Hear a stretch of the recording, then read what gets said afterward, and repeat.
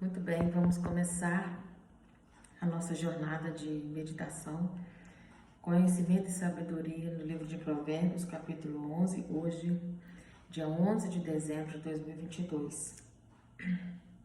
Vamos dar aí continuidade ao nosso tempo de leitura nesse mês de dezembro. Diz assim a palavra do Senhor, versículo 1. Balança enganosa é abominação para o Senhor, mas ele tem prazer no peso justo. Quando vem a soberba, vem também a afronta, mas com os humildes está a sabedoria. A soberba é algo que definitivamente desagrada ao Senhor, porque a soberba tem raiz diabólica, luciferiana, porque a soberba é quando a pessoa despreza o outro de forma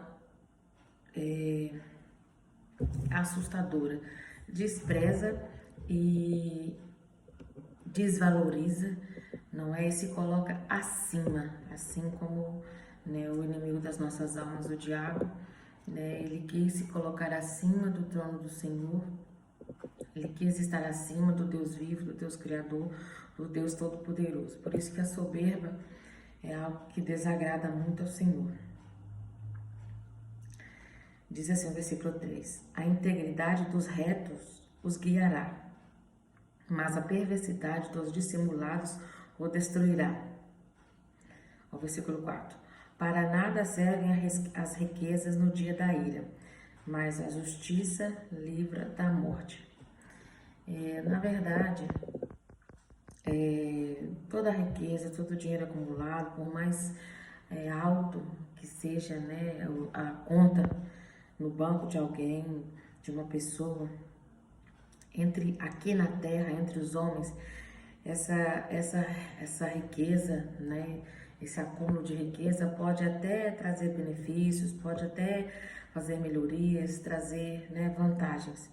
Mas com Deus elas não compram nada, porque riqueza, dinheiro, não compra nada do que é eterno, não compra o céu, não compra o amor de Deus, não compra a salvação, não compra a comunhão, não compra a sabedoria. A verdade é essa. Por isso que o Provérbios nos ensina que para nada servem as riquezas no dia da ira, mas a justiça livra da morte.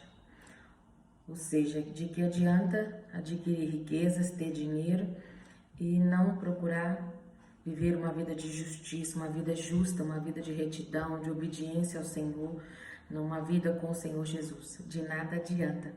Os proveitos serão somente nessa terra, mas e no porvir? E depois da morte,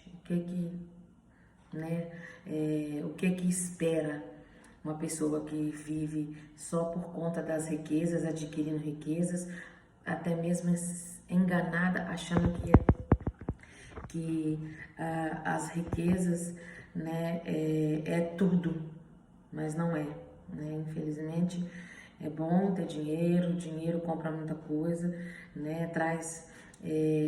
Não traz felicidade, né? Mas como dizem por aí, já compra. Mas diante do Senhor, né? Ter o dinheiro, as coisas que são eternas, o dinheiro nada compra, de nada vale o dinheiro, né? Nem mesmo uma saúde, né? O amor, uma amizade.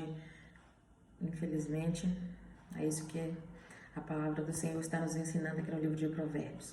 Vamos dar seguimento aqui no versículo 5, diz assim: a justiça do perfeito endireita o seu caminho, mas o ímpio, pela sua perversidade, cairá. O versículo 6 diz assim: a justiça dos retos os livrará, mas os pecadores em seu pecado serão apanhados. Quando morrer o homem ímpio, perece a sua esperança, e a expectativa dos maus perecerá. De nada adianta, eu torno a dizer, a riqueza, né, a pessoa ser poderosa, né, porque quando chega, vivem ainda uma vida vida sem esperança, né? Porque a justiça, quando morre, o homem ímpio, perece a sua esperança, a expectativa dos maus perecerá. Diz assim o versículo 7. O versículo 8 diz assim: o justo é libertado da tribulação, mas o ímpio fica no lugar dele. Uau! O hipócrita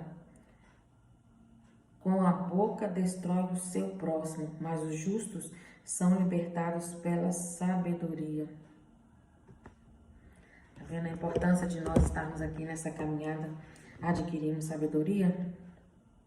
Vou repetir. O hipócrita com a boca destrói o seu próximo, mas os justos são libertados pela sabedoria. Como nós já aprendemos em outros estudos, a sabedoria traz livramento, a sabedoria traz resposta, a sabedoria traz vida longa, e a sabedoria também nós aprendemos aqui que nos traz liberdade.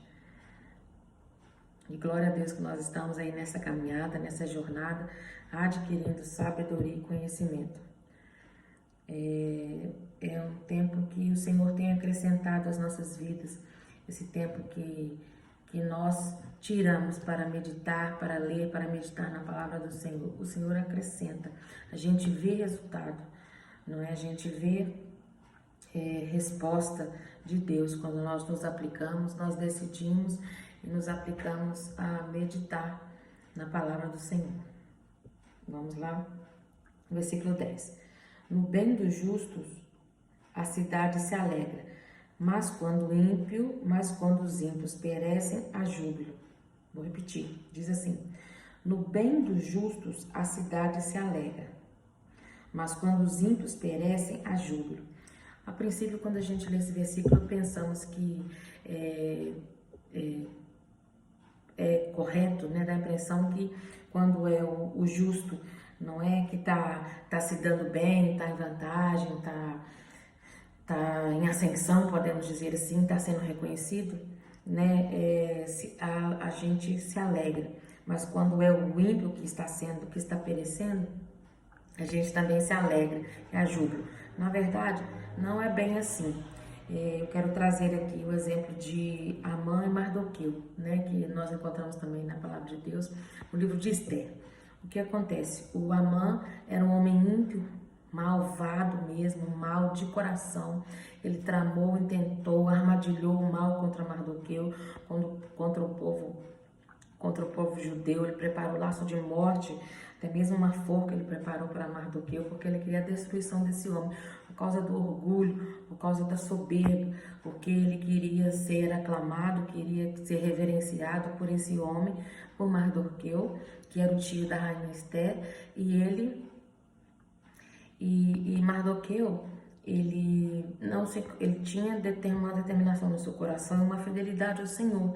Ele não se encurvava diante de ninguém, a não ser diante do Deus vivo.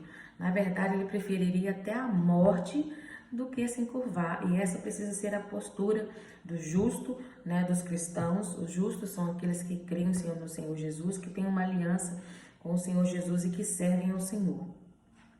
Então, Mardoqueu, ele não aceitou essa imposição de Amã para se curvar diante dele, para o reverenciar.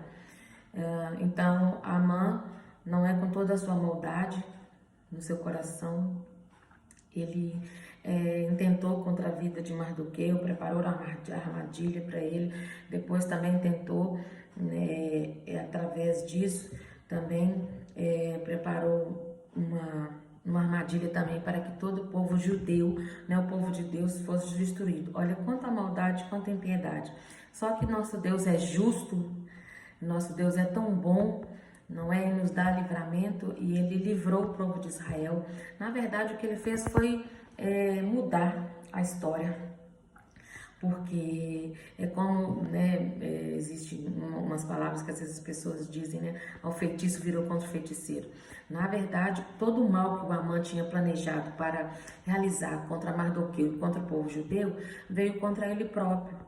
Porque o Senhor trouxe luz a toda aquela situação, e o próprio Mardoqueu, o próprio Amã, que havia preparado até mesmo uma forca para que o Mardoqueu fosse enforcado, fosse morto ali, né, de maneira enforcado, ele que acabou indo para a forca juntamente com a sua família, né? Isso é para vocês verem quanto o nosso Deus é poderoso, quanto o nosso Deus é justo.